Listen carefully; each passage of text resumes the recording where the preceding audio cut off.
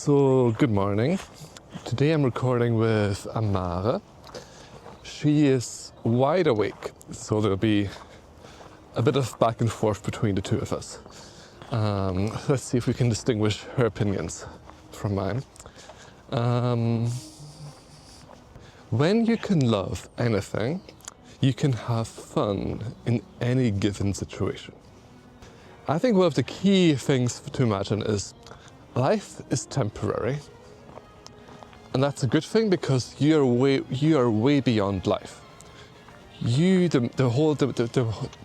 Most of you, the big you, exists beyond life, as if life was a computer game, and you're actually the one who's on the computer playing the computer game.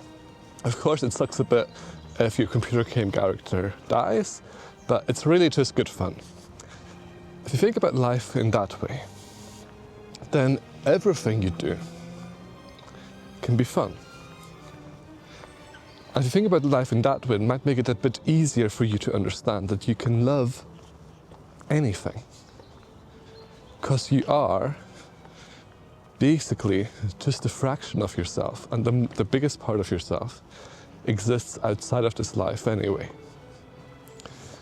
This is just a little adventure, and after this adventure, we choose a different adventure, we choose a different game, or we do the same adventure again, and see what happens then.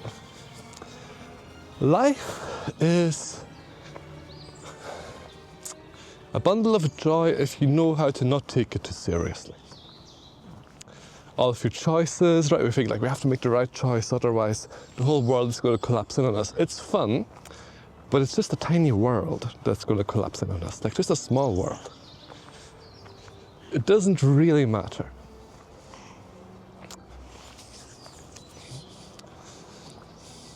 What I think really matters for us as an experience is how we play the game, how we play life, how we do it. And the how is less about the what we do, it's more about with what attitude we do it. Do we do it thinking that every corner we go around, something could kill us? Or do we do it with every corner we go around with life in general? It's kind of like a cute little adventure. Something to see, something to know, something to experience, but nothing too serious.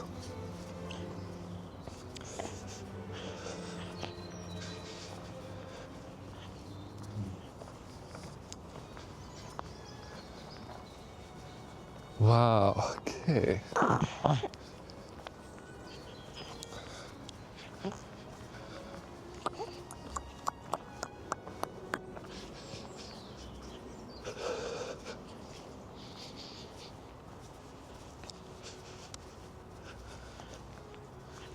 So my guide for life is to always know that life is temporary and that you exist beyond it. And that way it just really allows you to make it your life, because this is one of the things that people talk about a lot these days, authenticity. It is easy to make this your life if you know that it's temporary and you know that that's okay.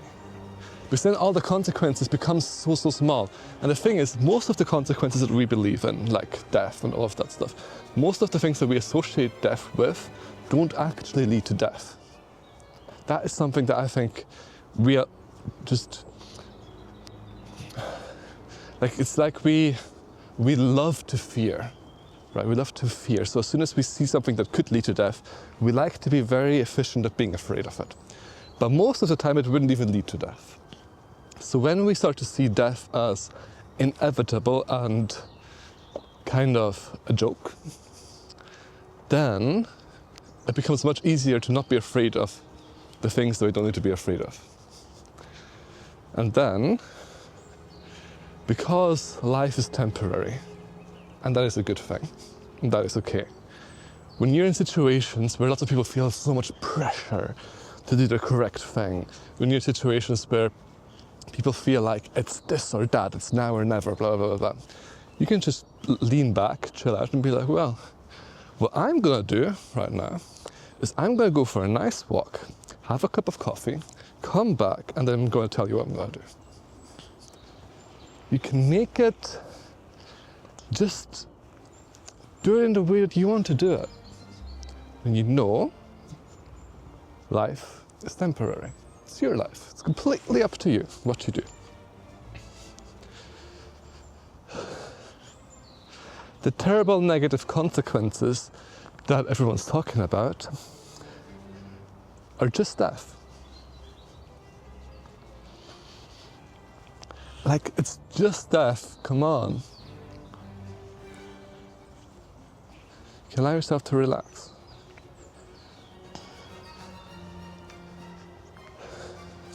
Especially right now when we feel like there's so much pressure to do the right thing. We feel like everything's going wrong, we have to make sure if we don't do the right thing, then everything's just going to go to shit. It's okay, everything goes to shit. You can try again another time. Just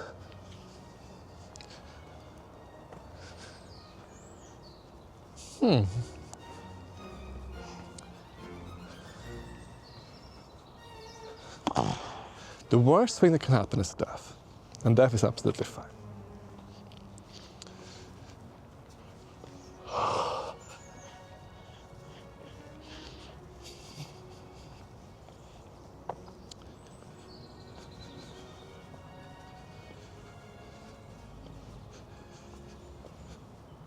I love this so much because people think that they can manipulate you, that they can control you, right?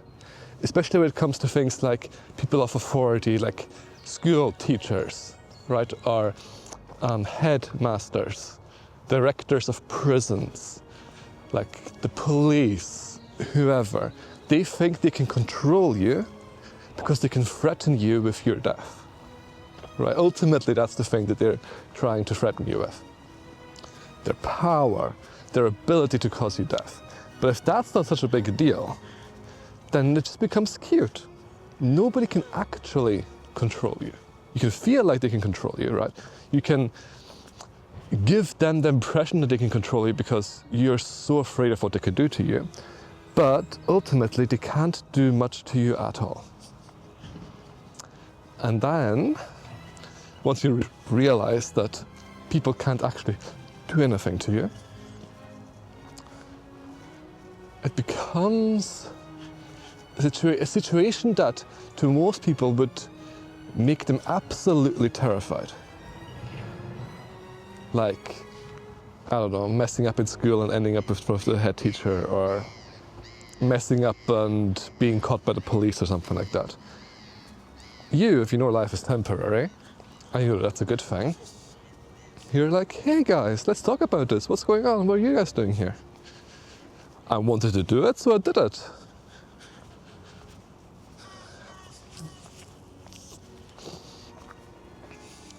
And the interesting thing is as well, often when you realize that people do not have this control over you, because life is temporary and that is a good thing, when you realize that, you're no longer afraid of them. And they will notice that.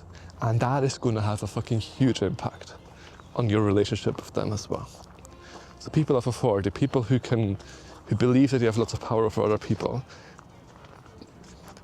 they will actually react more kindly and nicely to you just because you're not afraid of them. Which is kind of ironic and funny. Because they think like the thing that gives them power is the power over people and making them scared. But if you're not afraid of them, then there's a very, very good chance that they'll be much less afraid of you.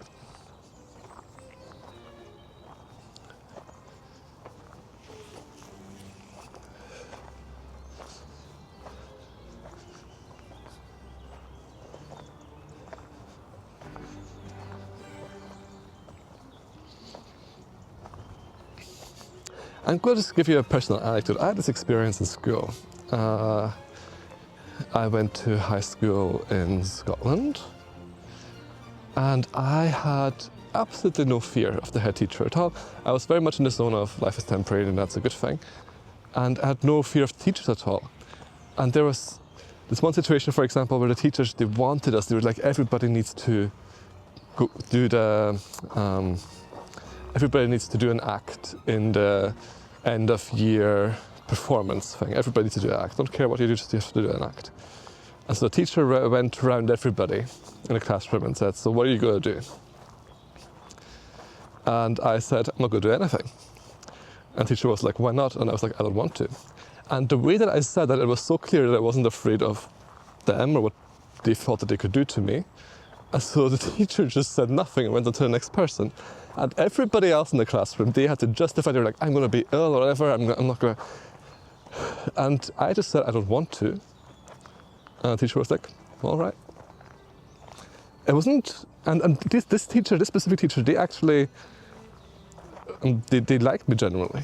It's just interesting how, like, if you realize that you're here on Earth, and this is a life, and life means that it's temporary, and life also means that you exist outside of life, and people are just like, okay, nothing we can do. And they don't even hate you for it, because it's not like you are like, I'm not going to do it, I'm going to fight you to my death. You're just like, no, I'm not going to do it. Okay, well, nothing we can do. Let's keep going.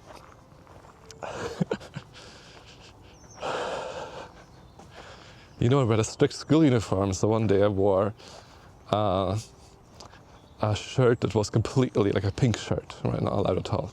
Walked past the head teacher said, nice shirt, and smiled at me, because it's just like, it's strange. It feels like the people who are supposed to be your enemies, who are supposed to have power over you, when you stop being afraid of them, they kind of often just accept it. And it's just like, okay, nothing we can do about it.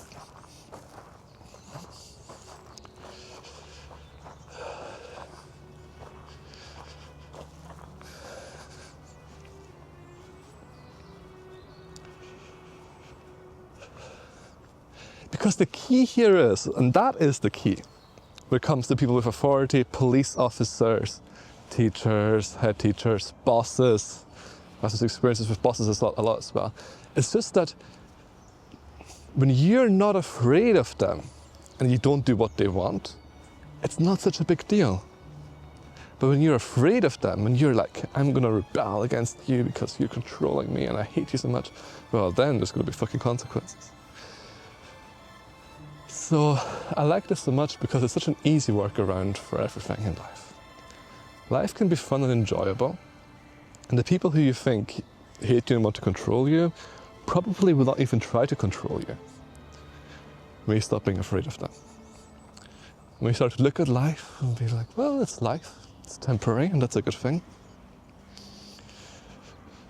So I don't have to spend any second of it doing things that I wouldn't do. And yeah, that's how it rolls. But the key thing here is love. Notice that the key thing here is love. The key thing is not being afraid anymore.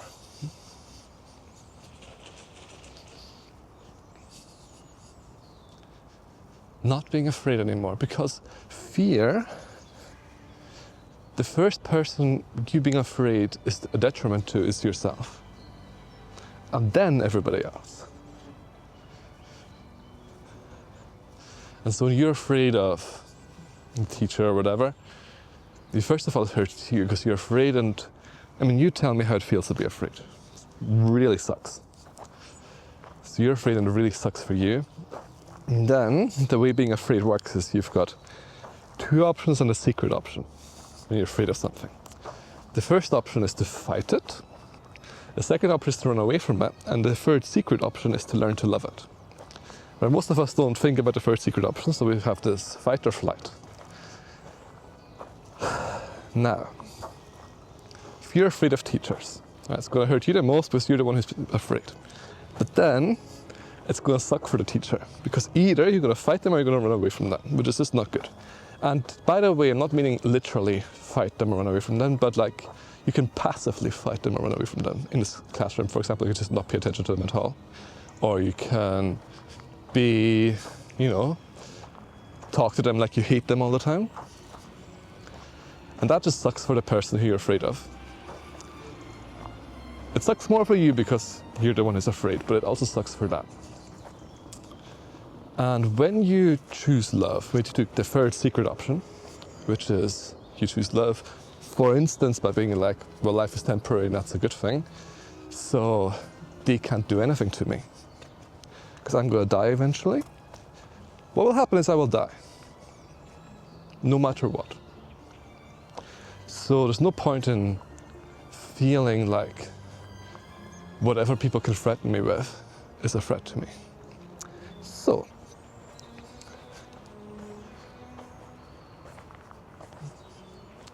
if I choose to not be afraid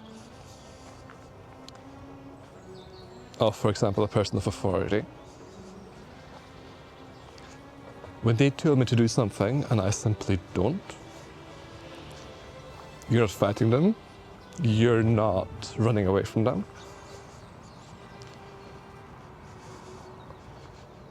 For them, there's not much they can do. You're not a threat to them. They're just like, okay, carry on with whatever you're doing. I like that a lot. I like love a lot.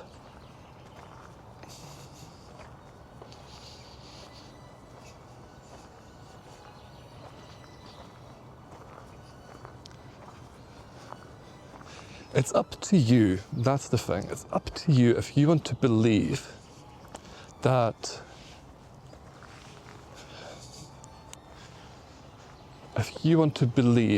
you have to be afraid of things because the consequences are so bad. Or if you want to believe that you don't have to be afraid of things, that you have a choice in the matter and that you can choose love. That's what I teach every day, all the time. That's what I do. Free will, choose love.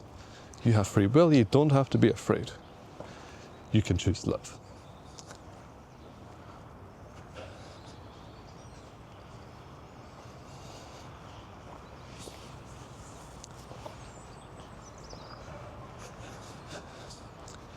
I think, especially in this world right now, I'm just thinking about the United States, who are in deep shit, as you could say.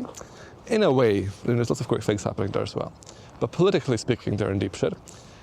And they've got a lot of authoritarian things going on there. Just remember, these people, the worst thing they can do to you is kill you. And life is temporary and that's a good thing. You're going to die in the end anyway. So the worst thing they can do to you is basically nothing. It's ridiculous. It's ridiculous, especially in the grand scheme of things. So do what matters to you. Do what matters to you. Just ignore them, leave them be, let them do their crazy whatever, running around in circles, being afraid all the time. Being afraid, for them, hurts them the most. Right? And they're afraid. If they're afraid of you, then they've got the three options. First option is to fight you, second option is to run away from you, and the third secret option is to learn to love you. To choose to love you, which they probably don't know about. So, let them do their crazy running around in circles, being terrified all the time. And you focus on what do you want to do in this life. It's your life. What do you want to do with it? And this is what I love, like, think about a bigger picture, like how can you affect the change that you want to affect, considering the fact that at the end, you will die, no matter what. I love the bigger picture thinking, like,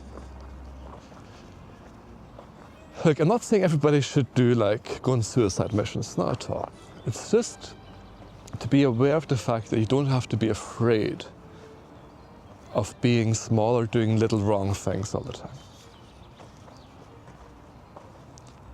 Nothing's going to happen. I mean, things will be happening, but the things that will be happening will not be a threat to you. And I think, especially, yes, let's go in that direction.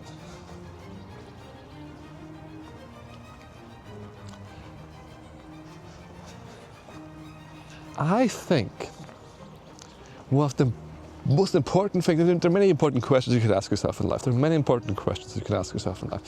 One of the most important things you can ask yourself in life, though, is if I died, after I died,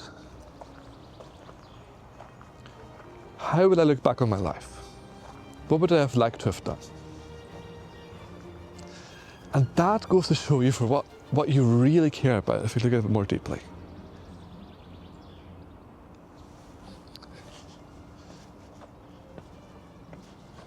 What you really want to do. What really matters to you.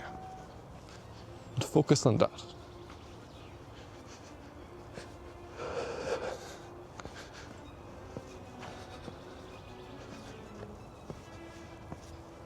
Because the power of that question is that it leads you to realize, first of all, that life is temporary and you're gonna die, and that's okay because you'll exist after that. In fact, most of you is outside of this life. Like if you're playing a computer game, most of you is not in a computer game, but part of you is. So, it leads to you thinking about what really matters to you, and it also, and this is one of the things that I love so much, it leads you to realize in a way that you are God.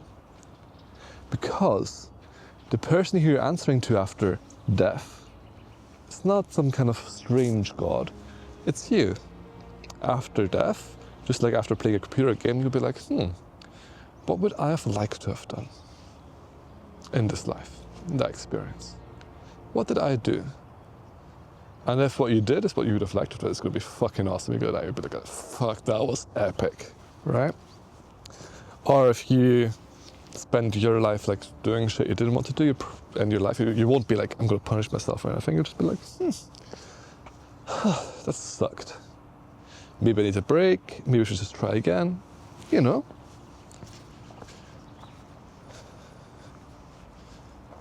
Let's say this as well. Like, when you die, people don't realize this maybe, but when you die, you become yourself. Because people feel like you become some other strange person.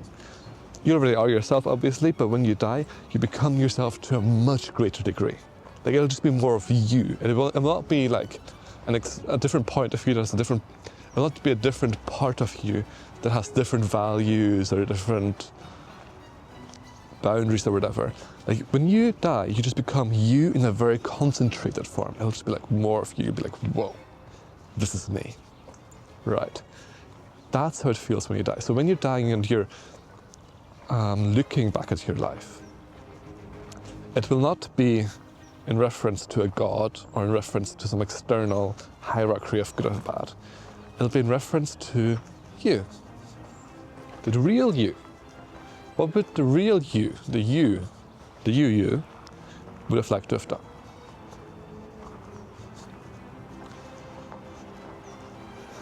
Aha! I can see the Eiffel Tower from here. I wasn't expecting that. So...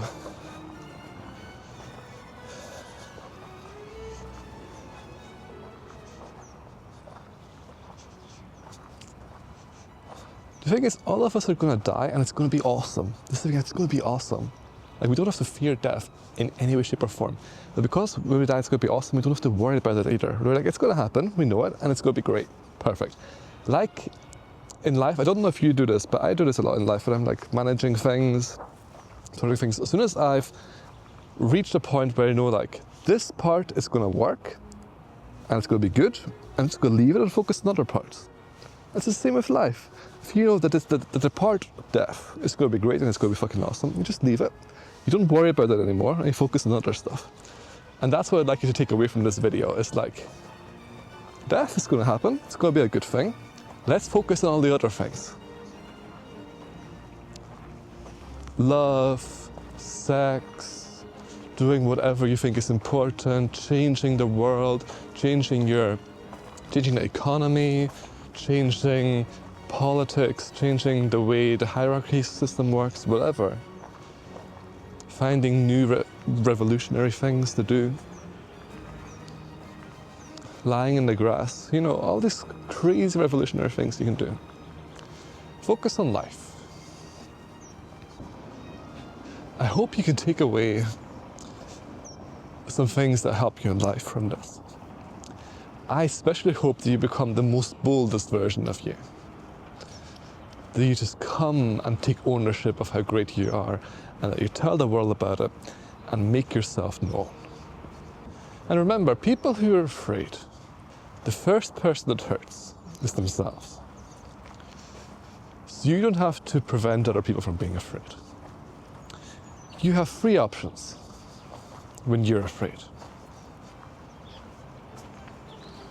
Fight it, run away from it, or choose love.